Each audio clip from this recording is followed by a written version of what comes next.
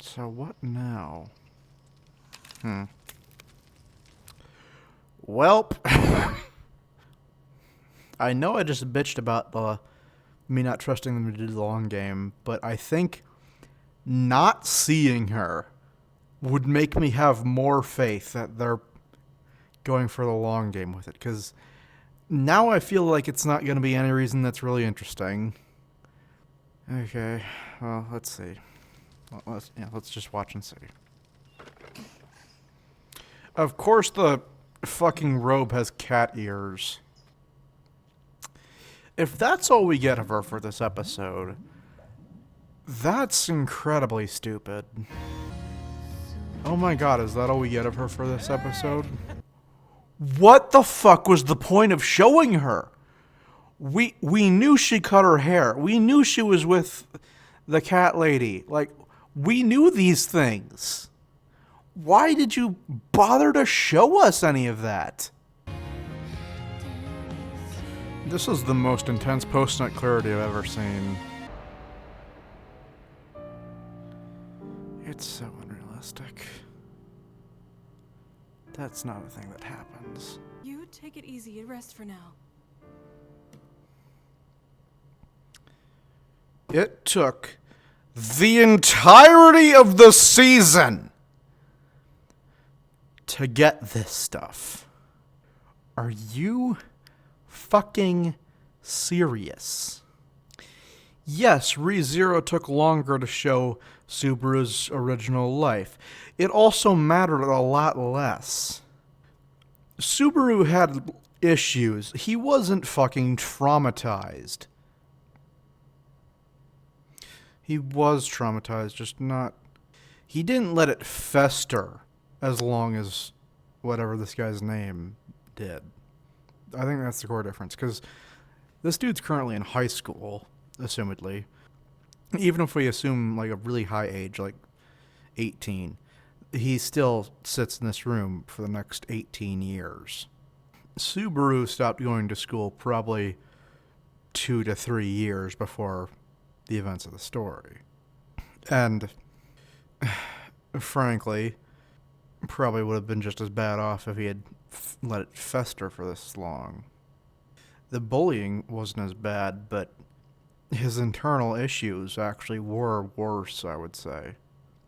Because this guy just deals with some very basic otaku self-hatred. Subaru has a lot of very complex issues, and I think that's a major part of another major difference between ReZero and this. I think the psychology of ReZero is way more complex and detailed and goes way deeper than this show has done so far, at the very least.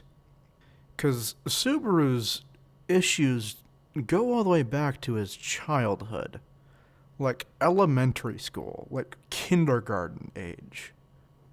Like, he has various issues that accumulated since all the way back then, and they just kind of keep snowballing. Meanwhile, from what we've been shown so far, this man's life has existed in a vacuum where he was this age, then he got bullied in high school, then he went into his room, and that's his entire life. He had no life prior to this. And nothing about him after these events is sympathetic or redeeming. Because instead of making even the slightest effort to improve, he actively tries to make himself worse. He may as well actively try to make himself worse. If I was, then I...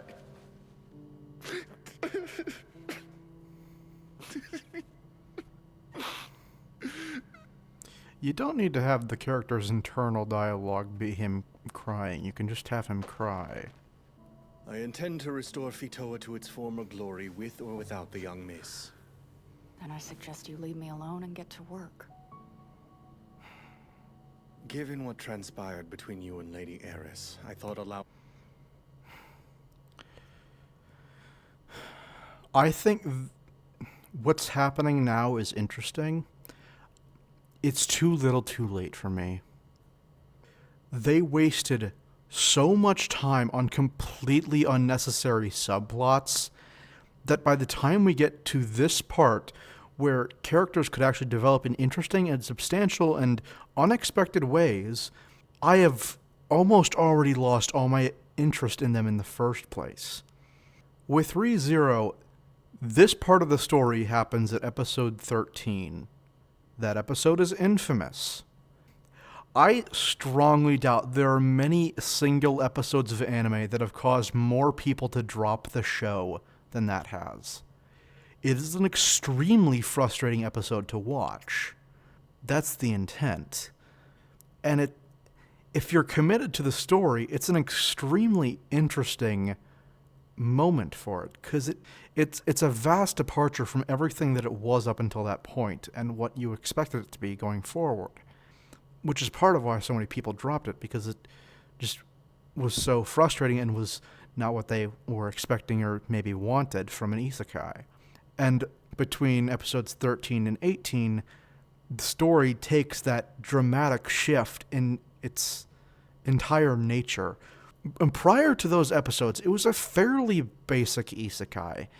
The characters were a little more interesting, the dynamics were a little more fun and engaging, the world was a little more interesting, the concepts were a bit more detailed, just that kind of stuff just in general. But overall, it wasn't overly different from how a lot of isekai will normally start. A lot of attractive girls around a single guy. A lot of them seem like they will be romantic interests later on. A very standard setup for a harem isekai, with little to no explanation of why he got summoned there in the first place. The return by death ability is the first thing that really makes it stand out as being a bit different, because that makes Subaru very weak and require him to use knowledge and communication skills that he doesn't really have to properly handle the threats that are coming. Episode 13 is where the entire thing gets flipped on its head, and it switches from kind of a fantasy action stuff with a bit of drama and comedy into a full-on character drama that just uses a dark fantasy as its vessel for storytelling. And despite that, the vessel isn't just completely unexplained and kind of almost ignored. Like, it's still a central focus. 13 to 18 are by far my favorite part of Season 1, and prior to about 4 years ago, were some of my favorite television of all time, even though several of those episodes are incredibly unpleasant to watch. 13 and 16 are some of my least favorite episodes to watch in ReZero because they're just very unpleasant. I honestly think 16 is worse.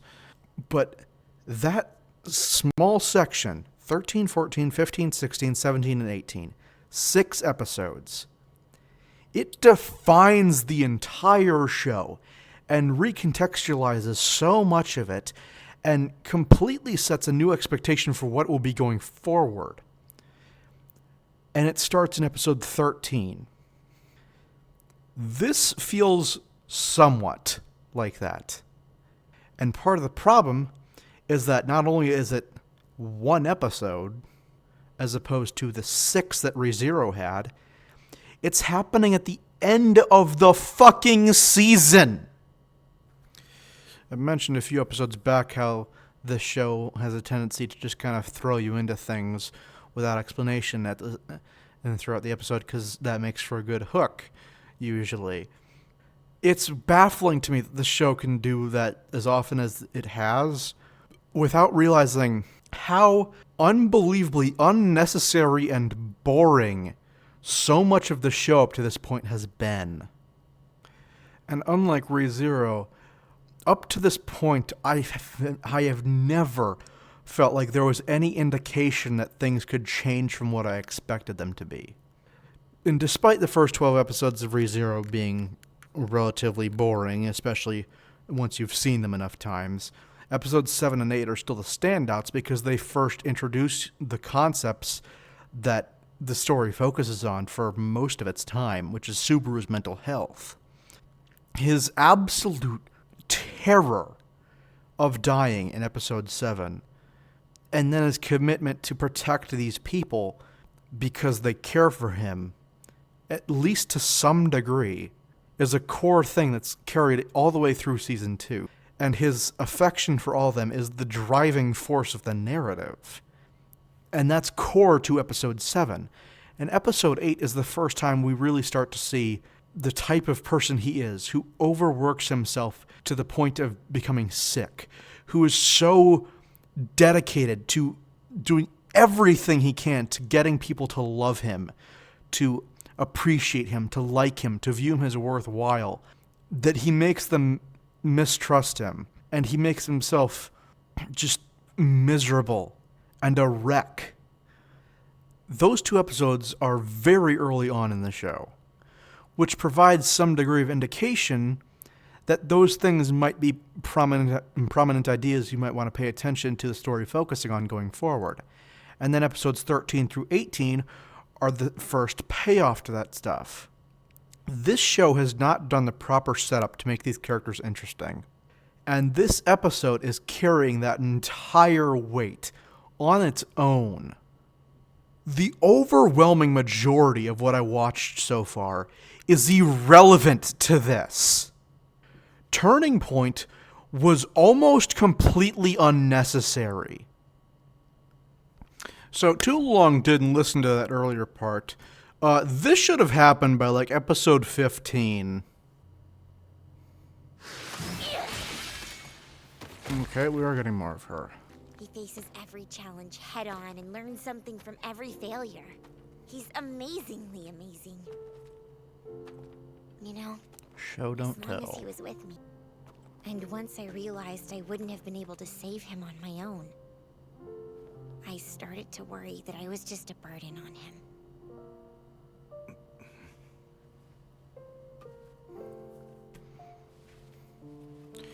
This should have happened fucking ages ago. The entire arc with the Beast People could have been cut out. What else could have been cut out? What else could have been cut out? Could have shortened the time spent in the early episodes with training with Roxy, and the time that just could have been used better in the first place and not focusing on the sexual element at all. Could have skipped the Demon Lolly.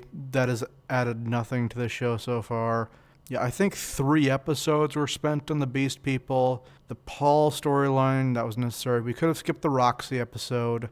We could have done the stuff with the maid and the daughter. That could have easily been an episode or maybe even half an episode.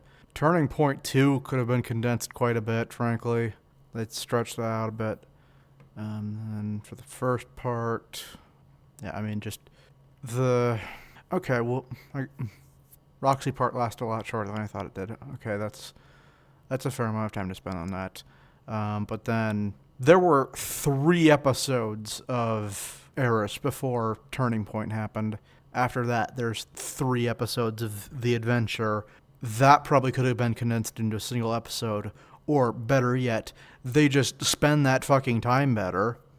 Part of it's that they could have done things sooner. Part of it's that the time they did have, they didn't use very well. This one episode has made me care more about all 3 of these characters than the entire season. That's not good writing. He's done so much for me, and all I've done is hold him back. I relied on him too much. And that's just not fair to him. Okay.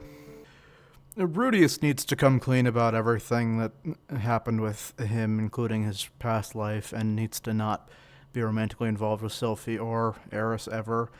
But her taking off without explaining any of this to him, she needs to apologize to him for that. That's unacceptable. She didn't know what kind of impact it would have on him, but that's no excuse. You completely abandoned someone because you were concerned about being a burden to them, but you never talked to them about it.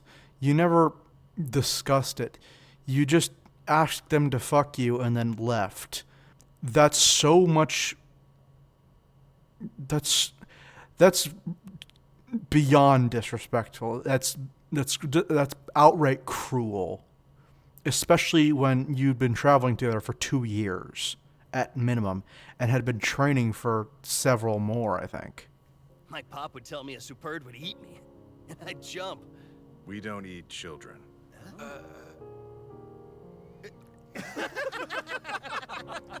So I'll get stronger until I know I can walk alongside him, and then we'll meet again and take the next step together. So why'd you fuck him? I would be vastly more interested with Eris after this if they portrayed her choice here as being in the wrong. That's not what this feels like they're doing, though.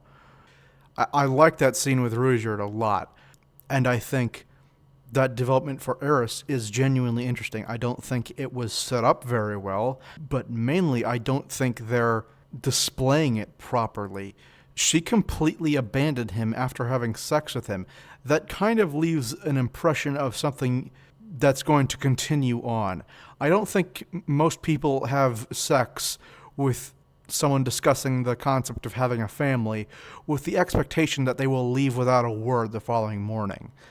I don't think that's a thing people expect, really. I'm roasting out here. Bet the boss could conjure up some water and cool us both down without breaking a sweat. I hate this. I really wish we had a map of this, like, entire world, because I feel like I have no understanding where anything is. This is what all these subplots amounted to this season. Random cameos in the finale. That's what they amounted to. They did not develop our characters. They did not add to the story. They just made the adventure longer, pointlessly so, just to fill the season. If the point of this story was that adventure, that'd be a different thing. Because with, like I mentioned, with Frieren, the adventure is the story.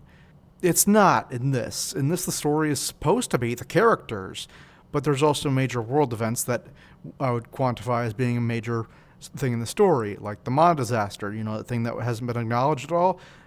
I would argue that's a pretty major plot point, but also the character development, which hasn't been a thing for 23 fucking episodes.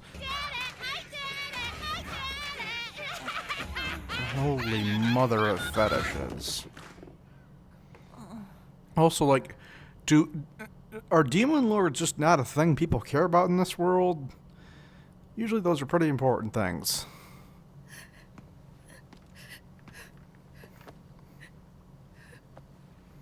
It's all right. I'm here now. Only women are allowed to be emotional in an emotional moment. See her. The father, the maid, and the two little girls have been happily reunited in Melicion. That's amazing. And the mom? The mother is...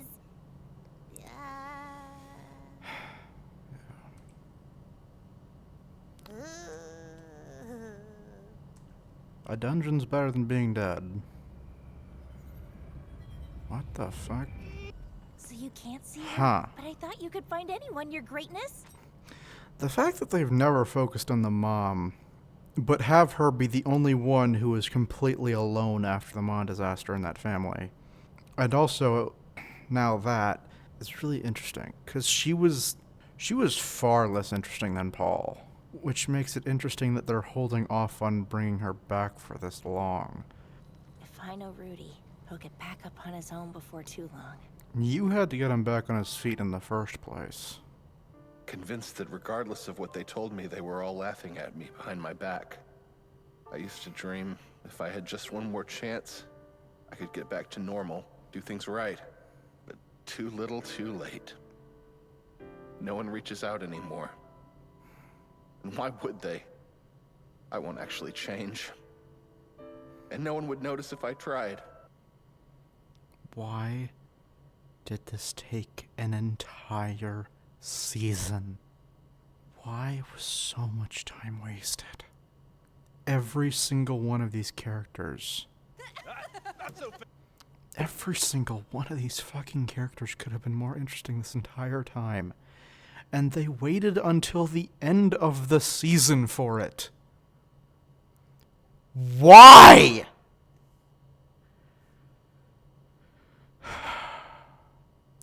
Keep in mind, with my commentary, I probably averaged about 50 minutes an episode for this. Let's just round that up to an hour. So we're talking 23 hours of my life spent on watching this season. And now, in this final hour of it, I've gotten the things I've been asking for this entire time! I can understand the concept of doing slow burn if you're doing a rom-com or a romance or something like that.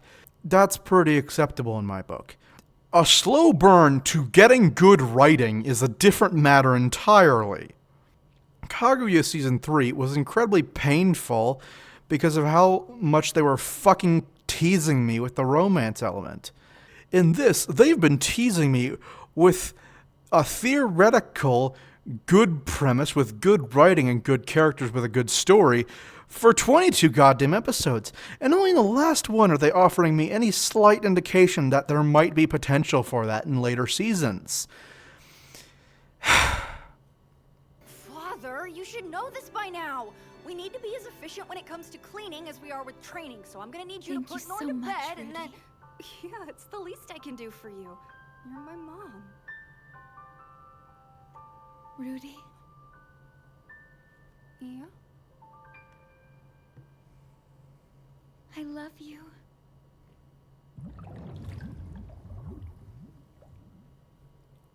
I have to find Zena's. Took 23 episodes for him to care about her.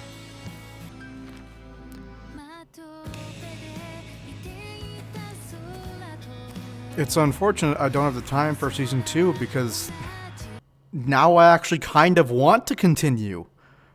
Prior, I was excited to just get this fucking over with, but now I actually want to see if they'll continue with the progress that they have, or if this was an accidental lightning in a bottle. I think there's something after the credits. If I had to pick one thing, he's the person I respect most. Yeah, so next season will be Sylphie focused then, probably. Which makes sense, given she got by far the least time in this one. Okay. I feel like I've probably gotten all the thoughts I can on this show out at this point. I feel like many of them I've repeated several times. I think, especially with this episode, my problems with the pacing have become apparent. I think if this was the plan from the start, the writer did a horrible job of setting it up, and an equally horrible job of getting the story to this point. You don't have to develop these characters in this substantial of a way in order for them to be developed. And the fact that it was only until this point when they actually felt like interesting characters with noteworthy developments at all is really frustrating to me. Because I have now spent 22 hours bitching about how shallow so much of this show has been and how much I hate Rudius. And in one episode, they made Ruijerd more interesting, they made Eris more interesting, and they made Rudius more interesting. And they did more to address the things I've been asking them to the entire fucking time. And I would probably argue half of this show could have been cut. Like, let's actually go back and count the episodes that I think could have been cut, or maybe not necessarily cut, but combined. I think you can absolutely speed up the pace of an episode to fit what happens in 2 of these episodes into 1. I think spending 4 episodes on Roxy, Sylphie, the reincarnation, and the basics, I think that makes sense. I think spending 3 episodes with Eris is unnecessary. I would say 2 at most. And frankly, I think combining one of them with Turning Point would be completely justified. I think, again, at most of the 3 episodes after that, you only need 2, I would say. So that's already 2 cut. And that's both at least for those. I think combined, I would probably argue you can cut 3 out of those 6. And that's in the first 11. Then 12, 13, 14, and 15, I think you could cut all of them. Not cut, but combine. The entire Doldia village arc is unnecessary. It added absolutely nothing that could have been done later on. And almost nothing about it was even remotely interesting enough to keep it in prior to the characters actually developing in a substantial way. So that's 7. Family Squabble and Reunion, I think, is a fair one to split into 2 episodes. Separate Journeys was the Roxy episode that could have just been shown in all the other episodes. They didn't need to do a flashback. They could have showed her perspective in those episodes because it would have taken like 5 minutes of the episode. The maid episodes could have been shortened into 1, and I think these last 3, I think these last 2 probably could have been put into 1, maybe like a longer episode, because I do think the penultimate just was bogged down by slower paced scenes and lots of flashbacks. But I mean, 9 episodes in a 23 episode season. Even if we add back in 2 episodes to account for compiling those into a shorter episode, like, that's still a third of the season that I would argue is almost completely unnecessary and almost takes away from the show. I don't even know if I'd say almost. I would say it just does take away from the show. So I would say either all of those should have been cut, or arguably the better option is to do more setup for these things in advance. Focus less on Rudius. Give us some of Eris's perspective and show us some of her feelings of like, oh, I'm dragging him down. I'm useless to him. Start showing those things more. Because I never saw any of that. Show other people's perspectives after the Maya disaster. Show them discussing the Maya disaster. Have more moments of Rudius having flashbacks to his old life. Because that makes it feel like he's actually suppressing it as opposed to the story forgetting about it. I think my thoughts are probably clear enough at this point that I don't need to continue on any more than I have. Part of me thinks there is an actual chance Season 2 can carry on the momentum that this episode started. The other part of me is aware that they're probably going to focus on Sylphie and his relationship to her, which I feel is going to suck. And the fact that Sylphie has gotten as little development as she has makes me almost completely uninterested in following her as a character. I am now more interested in following Eris to see her thought process about all this stuff going forward. Sylphie has not changed her feelings on Rudius in the past, 5 years. So, forgive me, but I don't really give a damn about what she's doing. Until these people can be defined by something other than Rudius, I'm not that interested in them. And I think defining Eris by her desire to stop defining herself by Rudius does count as that. Roxy having her whole thing with her parents and not being a telepath like the rest of her tribe, that is that. I'll need to see more of what happens in the show before I can say this for certain, but right now, I think Eris and Sylphie are completely unnecessary as characters. They have so little to them outside of Rudius because he's been with them for so much of their life. Because it's really a creepy relationship. And even if he wasn't there for several years for both of them, he was there in several of their very formative years. And with his, mental age, he leaves kind of an impression on other kids his age, especially those who are struggling with their own issues. We'll see what happens with Sylphie next season. I really don't know if I'm going to get the chance to do this and do Season 2 at any point within the next year. Which, now that I finished it, it is unfortunate. I would have liked to continue it. I want to know if they can continue this momentum. Because I have my doubts. But if that was the type of thing that was planned from the start, then I imagine they have a direction they're going from here.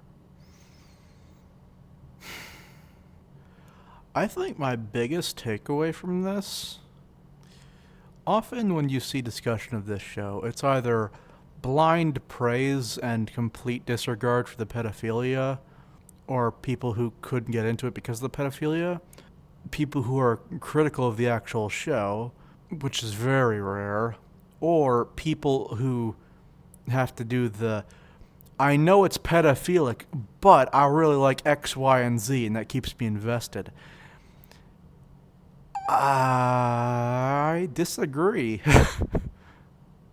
I've often seen people say this has some of the best world building and magic system and that kind of stuff in an isekai. It's so... I think the fact that I haven't seen a map so far in this show massively takes away from the world building. Like with Re:Zero, there's been like 4 areas that the story has even been in, and 3 of them are next to each other, with the village, the mansion, and the sanctuary. The only other one's the capital. Like, there's not a whole lot that it's covered, so I don't really feel the need to see a map of everything yet, but they've traveled continents, and there's these giant different regions geographically, and I have no idea where any of it is in comparison to anything else. I think a map would help incredibly with that. I think the magic system is very basic. I'm surprised how average and bland of a fantasy system and world this is, given the fact that so many people use that as their reasoning for looking past the greater issues with the show. But I feel like that's kind of all my thoughts at this point. Alright. Close that book. Mushoku Tensei is finally fucking done. By far the longest I've spent on any reaction so far. I mean, genuinely, that's pretty close to spending an hour on every single episode. The closest I've gotten with any other show has been My Hero Season 7. So yeah, this has been a little bit exhausting to do as well. It being a reaction is probably worse in my opinion of it. But what can you do?